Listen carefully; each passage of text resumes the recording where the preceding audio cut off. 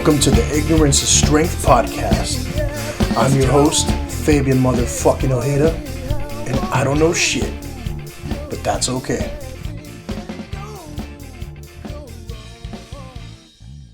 All right, let's get this shit started. Thank you everybody for listening to the Ignorance is Strength podcast.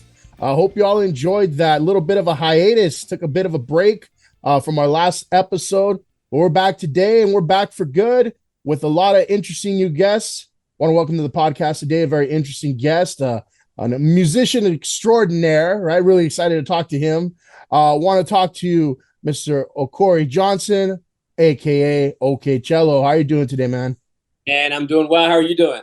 Doing good. It's a little early for me today, especially on the Saturday. I know. This is 9 o'clock your time, right? Yeah, I mean, Saturday morning, all raining over here and everything. Where are you joining us from, Okorie? I'm from Atlanta. Oh, I'm in Atlanta right now. I'm from Washington D.C., but Atlanta is where I've been for the last many years. So noon's not bad, right? yeah, noon's great. I got something I'm doing at 3 o'clock, so this is perfect. Kind of gets me up, get my house a little clean. You know what I mean? Yeah. Get into my life. All right, man.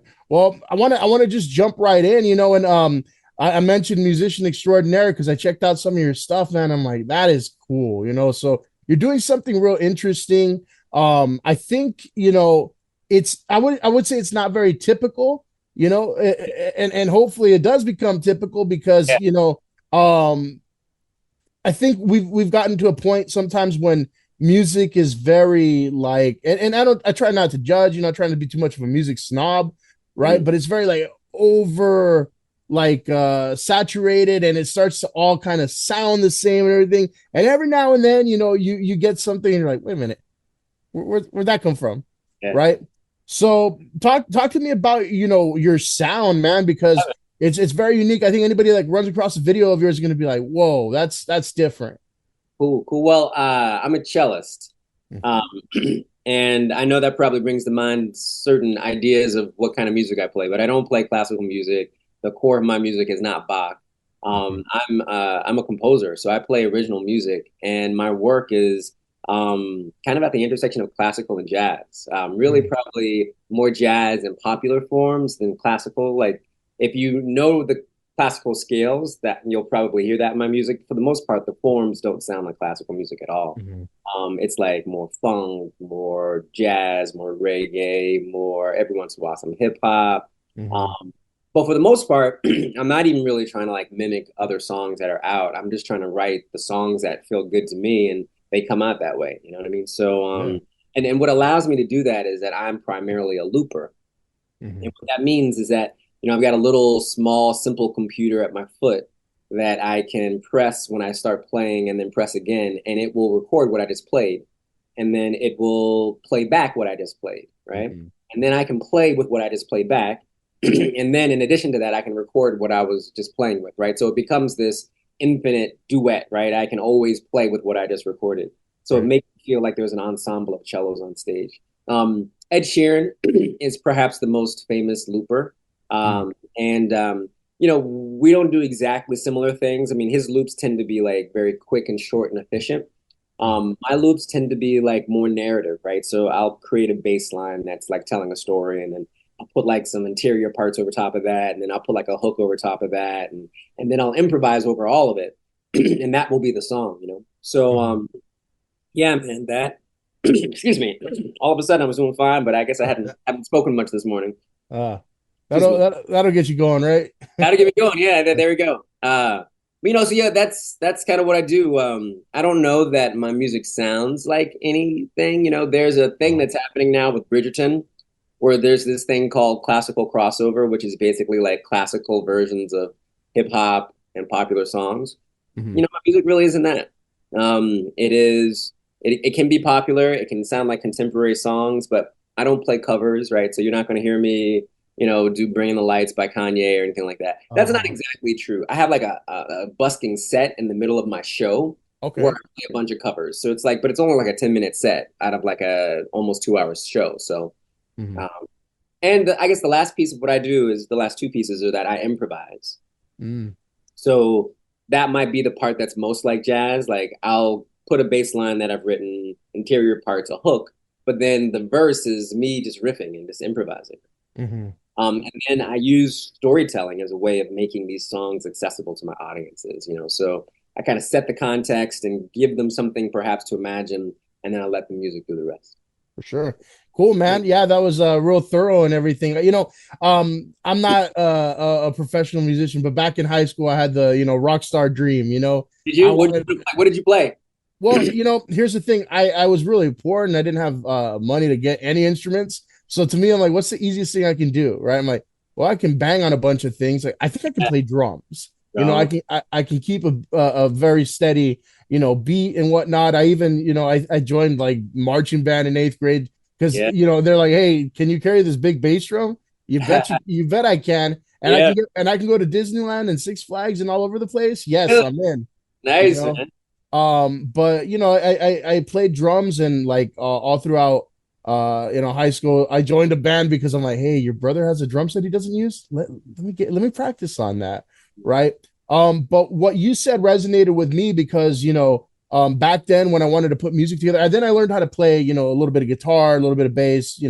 I learned to sing and all that stuff. I really was into the music of the 90s and early 2000s. Bands were really starting Yeah, to take the stage, right? They were really like Red Hot Chili Peppers, Sublime, yeah, even like some of that new metal, Corn, Limp Bizkit, and all that, right? You're really starting to see people really rock out and everything, as opposed to like early 90s was more like gangster rap and yeah, pop, like Madonna and things like that. So I was really into it.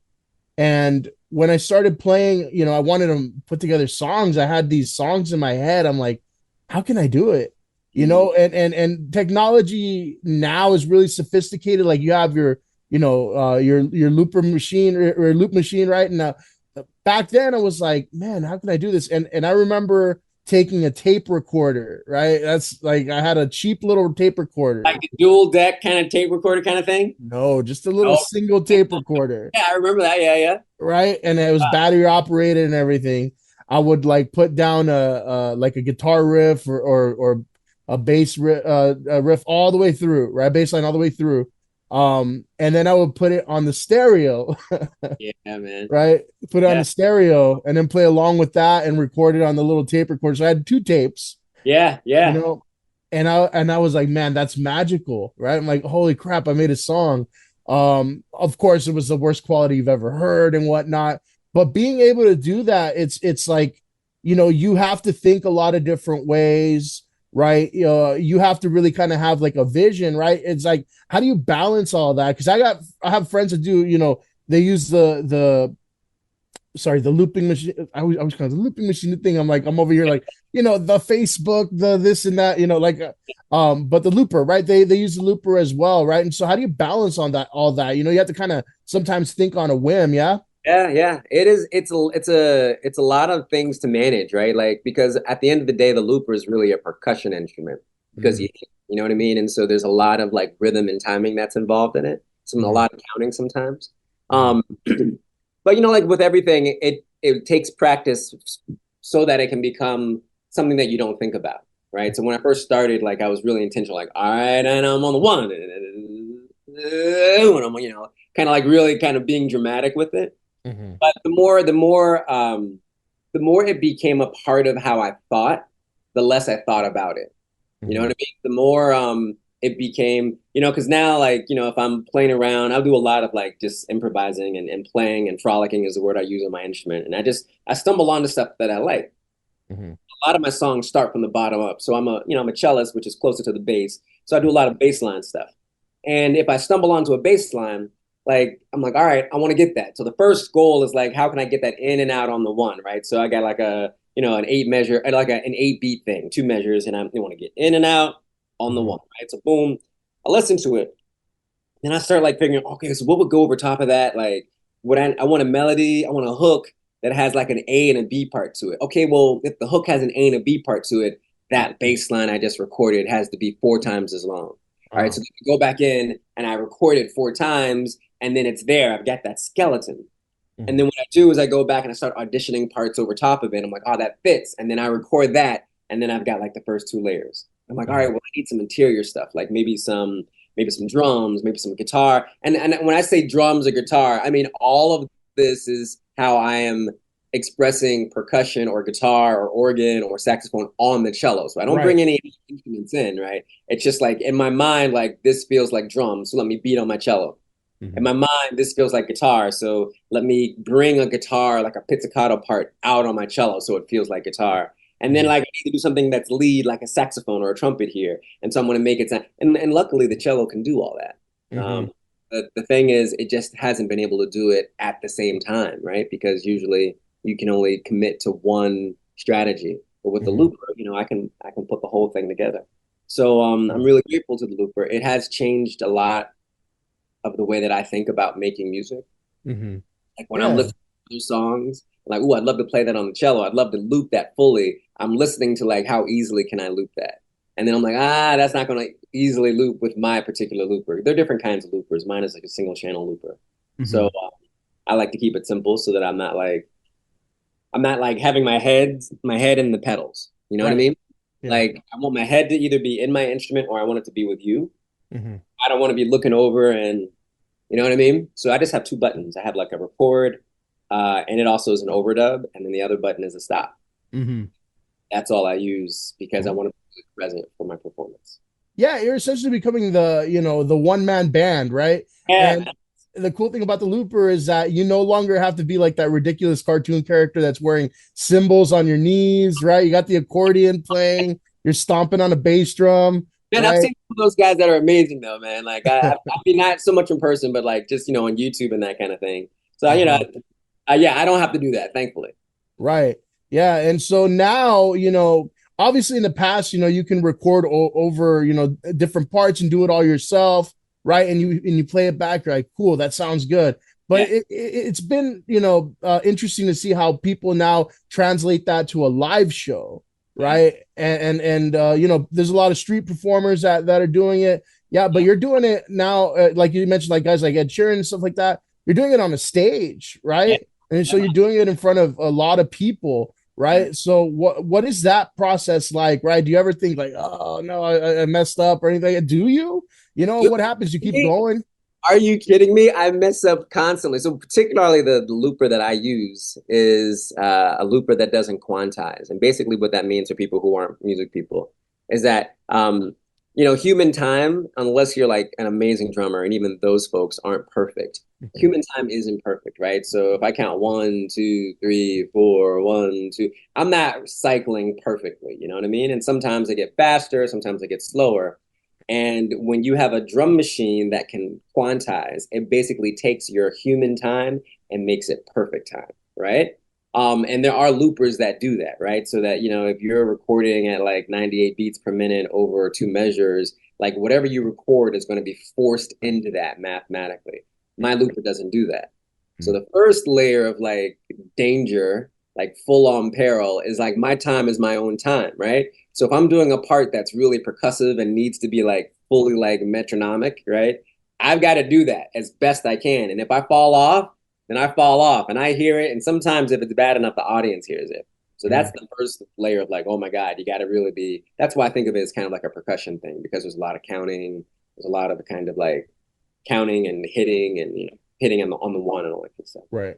Then the next thing is, I like TC Electronics. I don't know that there are enough cello players out there that TC Electronics really wants to sponsor me, but I need them to sponsor me because I use their Ditto X2 pedal exclusively. It is the most elegant and beautiful pedal, but it's also kind of temperamental. Uh-huh. And I'm telling you, Fabian, that thing breaks in the middle of songs and shows. Like Right. not fully breaks, I just have to reset it. But like it's just me on stage. Like so I'm not a guitarist using a looper where like the bassist and the drummer can like fill for me while I fix my looper. Like my Mhm. looper will straight up like just glitch like one every 15, every 20 times. And Mm. so I've had to build into my show like a little bit that allows like the audience to be a little bit gracious with me because they know that my looper is a little temperamental. Mhm. But having said that, hey TC Electronics, I love the pedal. It is magical. And I've worked with some other loopers and I haven't really encountered any other looper that I like as much. Hmm. I know Boss makes some really brilliant loopers, some tabletop loopers. There are a lot of singers that use the tabletop loopers.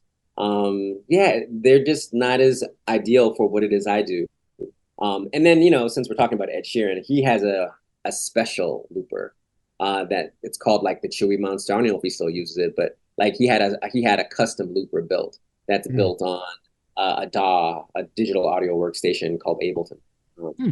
so yeah, man, like it's scary. It's scary because your whole thing is dependent upon technology doing what it's supposed to do. Yeah. And to be honest with you, 90% of the time it does, and I'm Hmm. grateful for that.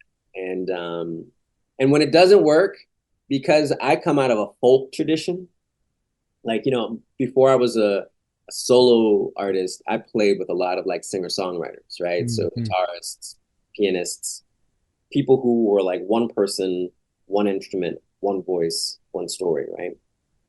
And those folks have to be comfortable with mistakes because they happen, Hmm. and they're brilliant. Like they forget lyrics, they laugh it off. The audience goes along with them. They break a string. They got, like those folks have to like just it's just them in some ways. And even though the band is there, like the nature of that particular genre is that the musician sharing their vision with you is in full control. So Hmm. because I come from that background, I've had to like build in shticks and responses to my looper kind of breaking because there's nobody else on stage. There's Hmm. nobody who can save me. And I can't like, completely kill the vibe of the show. Yeah. Um, yeah, that's the technology high Just wire go, I walk. just going with it, right? Just going with You it. gotta ride the wave. So well, I guess do people still hashtag? Well, hashtag was it TC Electronics? PC Electronics, Yeah. Ditto Yeah. XU. That's the pedal, man. Listen, you, Fabian, and your folks can get them to sponsor me. Like, Uh, I'll be forever in debt. Let me know what there we you. go. So we'll hashtag it. I don't know. I'm more about hash browns, but I'll figure out the hashtag, right? It'd be really cool if we saw, I was thinking about loopers. I'm like, who would be really cool to, if they used it. I'm like, if Freddie Mercury was still around, man, I imagine him looping that voiceover, Yeah, there's that'd so be many people. What's her name? Is her name Kimba? There's this woman who loops. I want to say Kimba does. I think it's Kimba. She Mhm. does a really beautiful thing with looping and voice. There's a jazz cellist vocalist that I work with. She's a good friend. Her name is Shauna Tucker. Mm. She loops her voice exclusively sometimes. Sometimes she also loops guitar and cello. But yeah, it's a powerful tool, man. I'm glad that a lot of people don't use it because it could get old. You Mhm. know, I know two other loopers in Atlanta, and then beyond that, I don't really know a bunch of other cello loopers except for like the mother of cello looping, and her name is Zoe Keating. Mm. I don't know if she appreciates me calling her mother. I think she's older than me. She may not be. I'm just gonna call her the queen of cello looping. You know what I mean? Uh, Right. but we still do very different things too. Her music is still very like kind of cinematic and soundscapey, and mine is more like pop jazz, pop hip hop, pop. Mhm. Like in that like 3 to 5 minute space, it's a narrative thing. Like there's a lead voice, there's a groove to it. A lot of my stuff has like a little head nod. You know what I mean? It kind of reminded me almost like of what do they call that, like lo-fi music, but like a little more organic. Some of that Yeah, lo-fi music, it's like very, you could tell it's just a bunch of digital sounds, but that's what yeah, it kind of reminded me of. yeah, yeah. I like that, man. I like. You hear my dog in the background? Hey, buddy. No, it's the sounds filtering out pretty well. All right. Come here, buddy. Do that. All right. He's got his little toy, his squeaky toy. Uh-huh. It just sounds crazy. Actually, Zoom filters out that noise pretty well, man. So you're Okay, good. all right, so I won't even worry about it. It's bothering me though. Let me go ahead and grab this from you. Sure. Uh, anyway, so yeah, yeah, I think that what I like about my music is that it feels organic to me, even though there is a high level of technology kind of going on, right? Hmm. Um, I want it to feel like discovery because it almost always is to me. Hmm. When I put a song together, it's really like, all right, this is what I'm going to do, and this is what I'm going to do, and this is what I'm going to do, and this is what I'm going to do. I'm sitting down, I'm playing, and then all of a sudden, like, something kind of appears to me, and that's pretty much how it comes. And so I wanted to sound that way. I wanted to sound full, and I wanted to sound professional for sure, and also that there's a quality to it, like there's a professional quality to it. So I feel like my music has that, and at the same time, I don't want it to feel overproduced. At the same time, I want it to feel like discovery, accidental. I want it to feel like real honest, and like you're listening to it happen as it's happening, as Right. opposed to, this is a song he's been playing for 10 years. Even if I have been playing it for 10 years, I don't want it to feel that way. Hmm. Yeah, Yeah. really cool. Now I want to take it back a little bit, and just how, when did you get into like playing music, right? Was it like your kind of like childhood thing, or did you pick it up somewhere along the way? What was that journey like? It's probably the one thing I've been doing the longest in my life, besides like talking and walking. And I started playing when I was 6, and I'm 49 now. Wow. I'm 50 this year. And Man, you look like you're 37, so you're good. thanks, man. Yeah, nah, the body sometimes feels like 52, though. Uh, So I started playing when I was 6, and I didn't have any real affinity for the cello. I just knew I wanted to play an instrument, and there was an organization in town called D's Youth Orchestra that basically taught people how to play any instrument in the orchestra. And the only class that had space was the cello. So that it kind of picked me more than anything. And I have been playing, in some capacity ever since. The first part of my life was very classical, and there might have been a potential for me to go to music school or conservatory. I know my teacher was kind of trying to prepare me for that. Mhm. But I think my heart was just in a different space. I didn't really want to do classical music, even though I really enjoyed it. And I didn't see in the early 90s that there were really any other opportunities. Mhm. And then I went to college and stumbled into all these other opportunities. I mean, the reason why I play music the way that I do today is I stumbled into a buddy of mine at Morehouse, which is a historically black college, Mhm. playing Stone Temple Pilots on his balcony. You know what I mean? And there's a really cool story about how that all comes together. But at the end of the day, the thing is, he invited me to play my cello to like essentially grunge music, right? 90s grunge, Mm. and I kind of fell in love with that. And just all kinds of things kind of came from that and continued to happen as a result. Hold on, here, Stone Temple Pilots. Stone Temple Pilots Plush was the first song, contemporary song that I ended up playing, right? Huh. That opened the doorway to what it is I do now, right? Like, so, I played a lot of folk rock in those early college years because that was a scene that I was really close to here in Atlanta, right? Mhm. And the guy that played Plush in Stone Temple Pilots, it was actually kind of like a one-off because he's really a Pearl Jam guy. My God, Mm. he loves Pearl Jam. But for whatever reason, he was playing Plush. He was playing Stone Temple Pilots that day. And My favorite Stone Temple Pilots song, man. yeah, When I I love uh, feel yeah, time waste go. come on. Absolutely. Boom, boom, dong, Yeah. dong, dong, dong, Man, boom, boom, boom, boom, I'm dun, trying dun. to. I'm trying. Yeah, now I'm hearing it. I'm like, oh, that's cool, man. Yeah. When I feel that, that, yeah, Yeah, no, that would really make it full. That's interesting. it was nice. Yeah, there's a YouTube clip of me playing the song with him somewhere. I'll see if I can send it to you if you want to include it or something like Sure. that. Yeah. Back in the day. But yeah, so like that was the beginning, and it just kicked the door open a little bit, just a tiny little bit, just kicked the door open, and I just kind of started walking through. About a week later, we had our first concert. We played a couple of his originals, and we played that Plush song. About a week after that, we were a band. Shortly after that, I ended up playing for a woman named India Ari. Mm. And then I ended up becoming part of her band. And by the way, my dog is going to get involved here. Here's my dog. That's cool, man. That's cool. We're Um, good. yeah, and then I don't know, things just started taking off. You know what I mean? Mhm. None of it was really all that planned out. There have been parts of my life that have been much more planned out, that have had significantly less inertia and energy behind Mhm. those parts of my life than the music. the music has taken me on a journey that I haven't gotten off of since I was 6, but really it's took off right around 19. Hmm. Right around 19, and then it has introduced me to people. It has created opportunities for me. It has given me kind of epiphanies about like, my art, my identity. I don't even really know that I can take credit for so much of kind of what I feel I am, what I know myself to be. I feel like the cello had so much to do with kind of creating those opportunities, creating that space for me. So, Hmm. I'm just really grateful.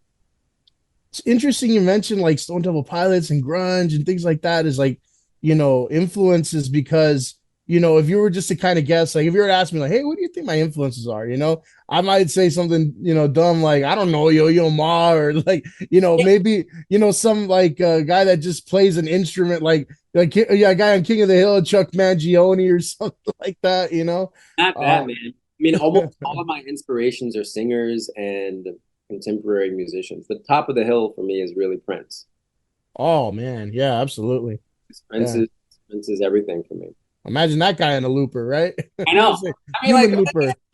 Prince doesn't need and this is the thing that no one would ever really describe Prince this way as a singer-songwriter, but he's really a singer-songwriter, right? I mean, Mm, he is a guy that stands in front of a band and the music starts and stops with him. The band stops and when I went to go see him on the musicology tour in early 2000s, he rocked a stadium on a swivel bar chair. You know what I'm saying? Like the middle set of that concert was him with a guitar spinning around like this, you know, mhm. playing to a stadium of like 30,000 people. And Wow. everybody knew every song, everybody knew every word. Um, and that to me is artistry. That's all of it. That's Mhm. what if I'm going to be real honest, that's what I want. You know what I mean? I want to find the largest possible audience for the smallest, most intimate artistic and musical expression that I have. Yeah. I mean, like, I don't mind being on stage with the band. I don't mind there being a bunch of different people that I'm playing music with, but like, I've had these moments that have created, the interest even for being a cellist that have just happened with me in my living room and my cello. Mhm. I'm sitting there like playing something and I hear it and I capture it and I start crying, right? Mm. And start polishing that into a song. And that's the magical moment that I'm trying to share, you know. Um, I'm not I'm not a choreography guy. I'm not a, costume change guy.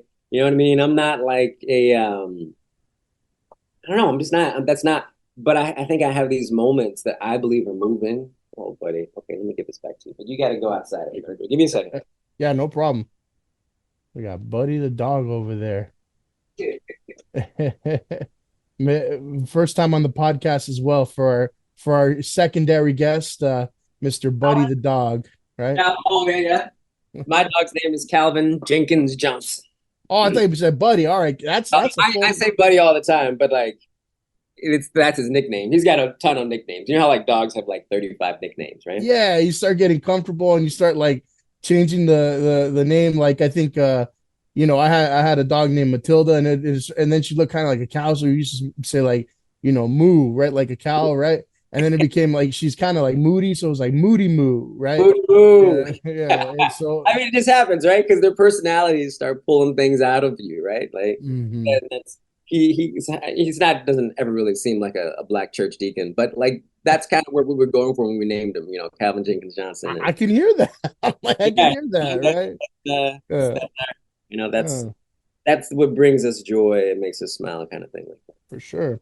Man, you Yeah. mentioned you mentioned Prince and his artistry and everything, and like he has a song that real quick that can relate to almost every moment of your life, man. Sometimes I'll wake up, look in the mirror, and then I just hear in the background, doo, doo, doo, doo, you sexy motherfucker. Yeah. That uh,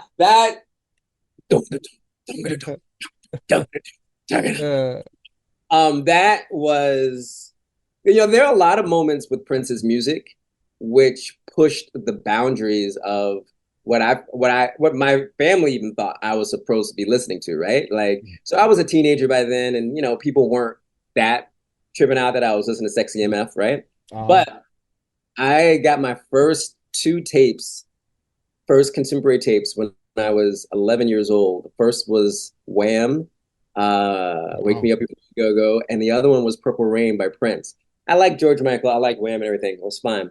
But like Purple Rain, I can't even say it changed my life. I would say it made my life. It laid the foundation for the kind of music I like, the kind of artistry I appreciate.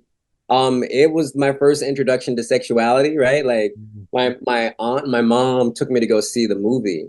And I don't even know why my mom agreed to this because, it was, I'm 11 years old and it's going to be severely like mature, right? uh, And I remember my aunt was sitting here, my mom was sitting here, and I was sitting here. And there were these super sexual parts that came on. And my mom would like reach over and try and cover my eyes. And I'd get up and move over to the next seat over and so Prince and that moment were so definitive for me, right? Particularly like I remember Darling Nikki.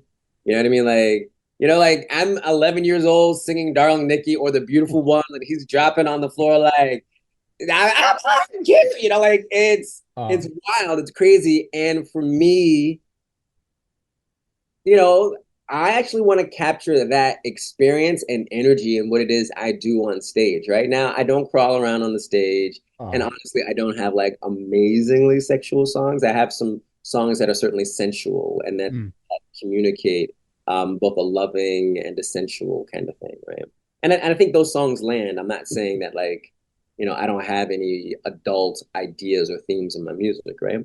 yeah. But that's what I want people to experience when they're listening to me. I want them to have like a full body, like, ooh, that song got me hot, or ooh, that song made me think of my grandmother, Mm, or oh my God, that song, it's like an earworm. I'm gonna be singing it for the next like week, like, right. um, and I feel like my show is that way. The thing that is difficult, I haven't really figured out how to do it yet, is when people look me up online, which is www.okcello.com or OKCello, wherever you follow people, you're going to see clips. And I'm proud of that work. I'm proud of that work. And some of it is really cool and technical, and some of it is really like different. And I think all of it is catchy and represents what I do.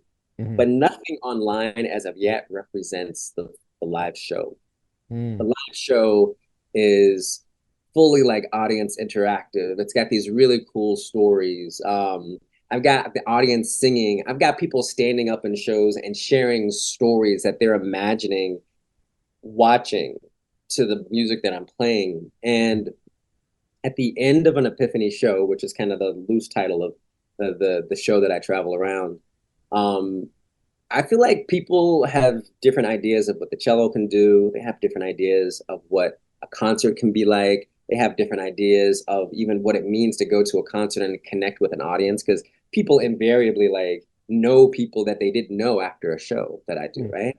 And for me, that is kind of what I'm experiencing when I see Prince, mm. right? Like Prince fans are fanatics, so like it doesn't matter if you're next to a stranger. He starts singing like sometimes it snows in April. You turn to somebody like I was at his last concert when he did Yeah. that. You know what I mean? It becomes this communal thing, and that's to me what music is. It's this thing that we share that is both personal and private and interior at the same time, big and communal and connecting, and it is the only thing I think that makes us both uniquely and commonly human. Oh. I'm in wax poetic about music, but yeah. Anyway, Prince, Yeah, Prince, man. Prince, Well, all day, Prince. I hear the connection there, though. Just like I mentioned, hey, you can have a Prince song for every moment of your life. You were mentioning, like, hey, I want everybody to kind of experience something with my music. Whether you're thinking about grandma or you're thinking about what Darling Nikki's doing with that Yeah, magazine. It's like you're feeling something, right? absolutely, right? The full Yeah. speaker. That's the other thing I think that is a superpower, not so much of mine, but of the instrument, right? You think about any movie that wants you to cry or wants you to really feel something. They isolate a cello, They give it this beautiful, like kind of upper register melody, and it just tugs on your heartstrings.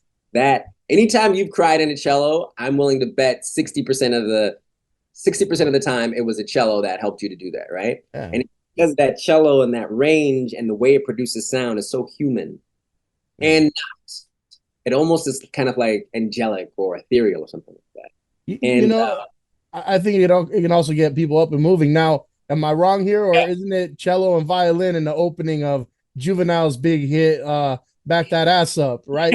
That that, that's that, that still gets ladies activating their arthritis right there. You know. absolutely. You know, man, like I'm also interested in exploring this more. I was at a play last night. A buddy of mine is a director here in town at a university, Kennesaw State University, and he did a gender blind, race blind, updated version of Pride and Prejudice, right? Jane Austen's Pride and Prejudice, Mm. and it had all of these contemporary hip hop songs on string quartet instruments. You know what I mean? Like, so it was basically a string quartet, and it bumped like it bumped. As a matter of fact, there was the what's that popular Frank Ocean song that everyone knew? It's pretty much the song that made him a tornado move around my room, whatever that one is, right?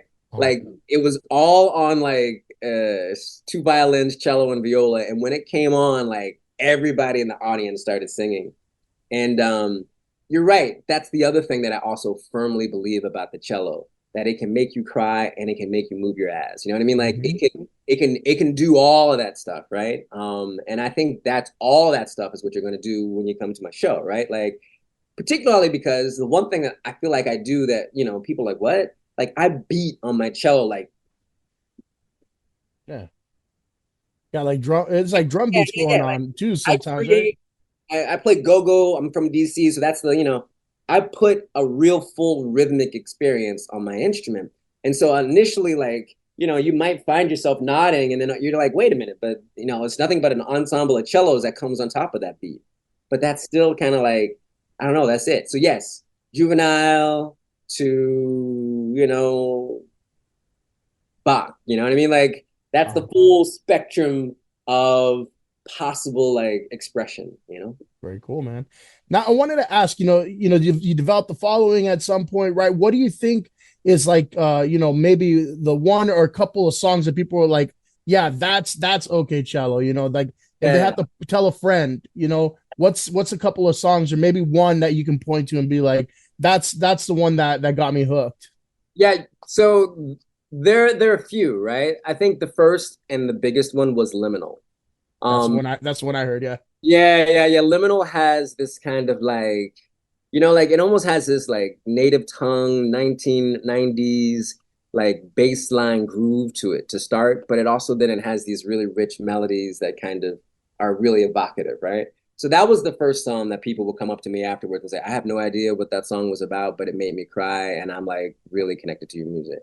Um, I want to shout out my sister, Nadia Rollinson.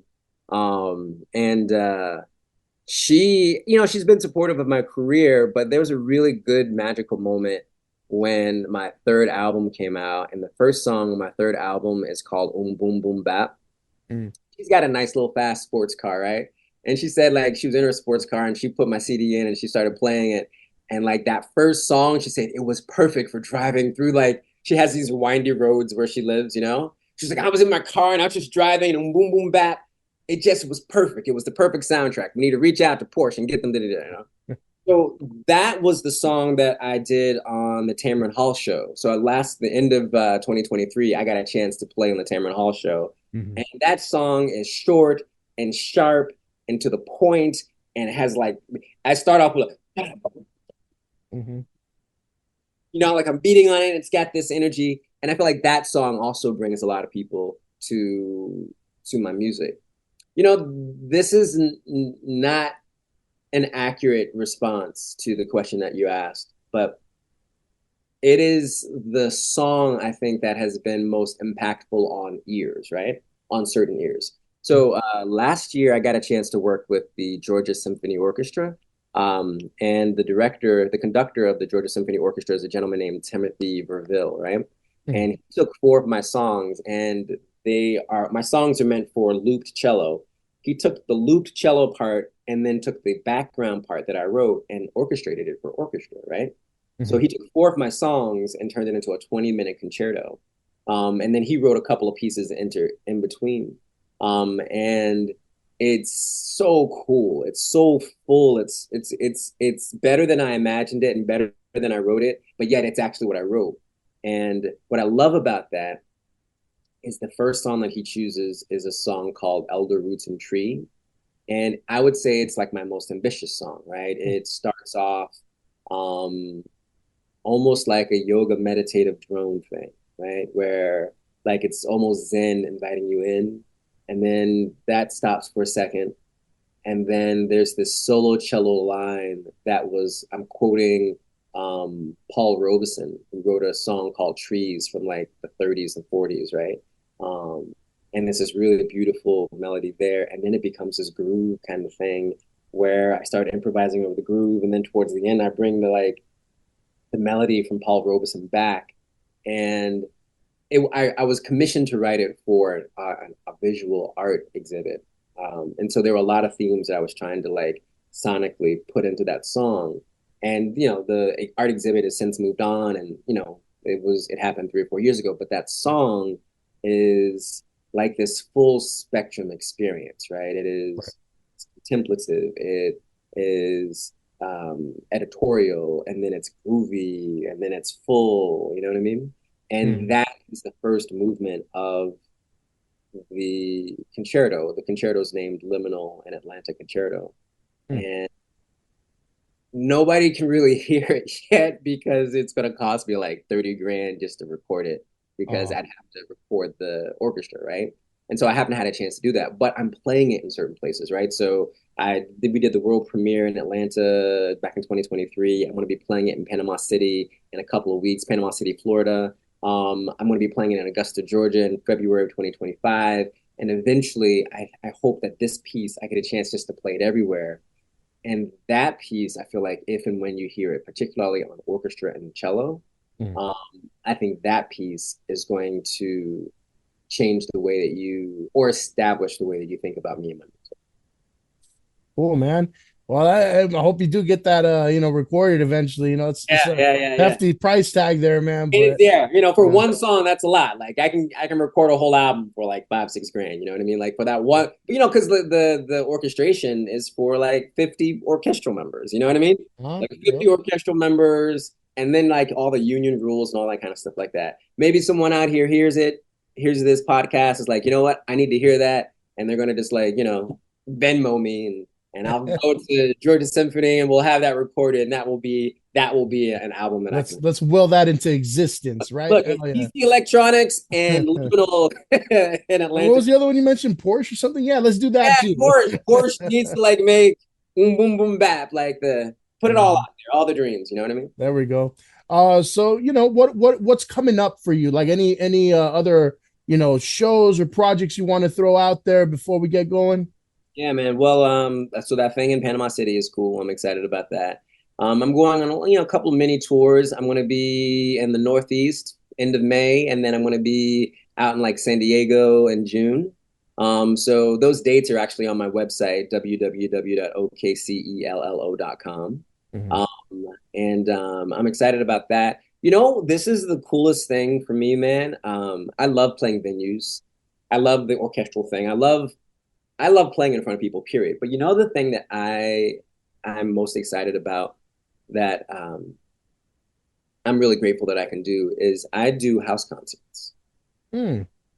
And I don't know if people know this, but like there is a pretty vibrant house concert network in this country. As a matter of fact, when I played with a singer-songwriter named Callahan back in like 2016, Mhm.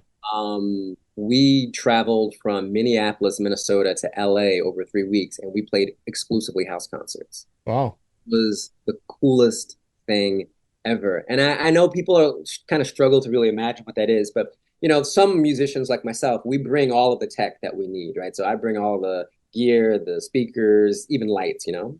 Um, and I can bring that into people's homes. So in the Southeast, like I do this quite a bit. Like maybe I'll do between 10 and 15 what I call patio parties a year where I just bring my music. I bring that full 60 to 90-minute set that I just talked about into Mhm. somebody's home. It's usually either on their back porch or their patio, near their pool, or it's in their living room or it's in their den, and they invite like anywhere between 20 and 60 people, and it just becomes a thing. What I really want to do is I just want to do that like I want to do that 50 times a year, man. I Yeah. just want to go and bring my music into people's homes because I talk a lot. There's stories and it's rich and it's exciting and it's intimate and it changes your relationship to the music. It changes your relationship to your home, right? I've had people say that like when they walk past the room where I played, like they smile because they remember like they had 40, 50 people in there and Oh, they were laughing and singing and having a good time. Um, I want to do that. You know, Fabian, if your audience is enjoying this and then they go and they listen to my music afterwards and they're like, I'm trying to figure out how I can bring OKCello to my house, mhm. reach out to me. That's, www.okcello.com. Go to my website. There are ways of getting in touch with me and with For my sure. manager agents. Um, that's the stuff. That's the magic. So I hope somebody hears it and wants to see what that magic is like. Yeah, that'd be cool, man. So it's okcello.com. How about some social medias out there? What are your Yes. social medias? The only thing I got going for me name nomenclature is that everything is OKCello. That's Facebook, that's Instagram, that's Twitter, that's TikTok, and that's my website. Mhm. Um, OKCello will get you where you need to go as it relates to me and my music. I've got 3 albums out and a Christmas album. They actually are harder to kind of come across because they're in different names because I was first Okorie and then I was OKCello. Now I'm Okorie Johnson. But they're all linked at my website. And they're not on my website. They're on my website, but you can listen to them on iTunes or Spotify or wherever you listen. Mhm. But they're all aggregated on my website, okcello.com. So if you're All right. interested, that would be a good place to go. For sure, man. As so much more I could pick your brain on, man. We could geek out about music, Yeah. right? Could talk about, you mentioned you're from Atlanta. When I heard that, I watched a really interesting documentary recently. You mentioned Morehouse College. I'm like, maybe I want to ask this guy about Freaknik, but Dude, that's I got to was be at another. Freaknik 93 and 94. I didn't go 95 and 96 for the reasons why you saw in the documentary. uh, Got crazy. It got a little complicated for, a lot of my friends who were women. uh, Um, but yeah, man, like we could talk about it all. Like Atlanta is a special place. uh, I'm sure if you saw the documentary, Freaknik yeah. was a thing. On my, that's another episode for another day, man, because that was interesting. Yeah, man, it absolutely was. Yeah. But before we get going, anything else you want to throw out there to the podcast world, man? Yeah, I just want to say thank you for having me on. First off, this has been a lot of fun. I love the energy. Sure. Two, I'm just really excited about the possibility of taking this music wherever it will take me. Mhm. And so I hope, members of your audience either find ways of coming out to shows when I'm near them, or they just reach out to me and they say, "Hey, I want to hear your music. Let's figure out how to make it happen." Mhm. Um, I've got a team that I'm really proud of now. I'm very excited about. I'm with MWO Management, and that just started in the last couple of months. So I'm really grateful for them. And I'm with Myriad Artists. They're my agent, and they've been doing some really cool booking for me. Um, so I'm hoping that the next couple of years will be even better than the last couple. Mhm. Um, and I want to bring what I do to y'all, to you. Nice. So when I'm out, you're in LA, is that right? Oh, I'm in LA. Yeah, the LA area. Yeah, Yeah, I'm gonna be there in June, man. So I'm trying to put together some concerts, right? So yeah, hopefully I can get you to come through. for sure, man. I'll be on the lookout for that. Yeah, man. Thank you, thank you, thank you, Yeah, man. well, thank you. I appreciate having you on, man. Lots of luck and everything, and hopefully, we'll put the word out there and get your music out there, man. Love that, Uh, man. but thank you again, and for everybody listening at home, I appreciate you. Thank you. Fuck you and good night.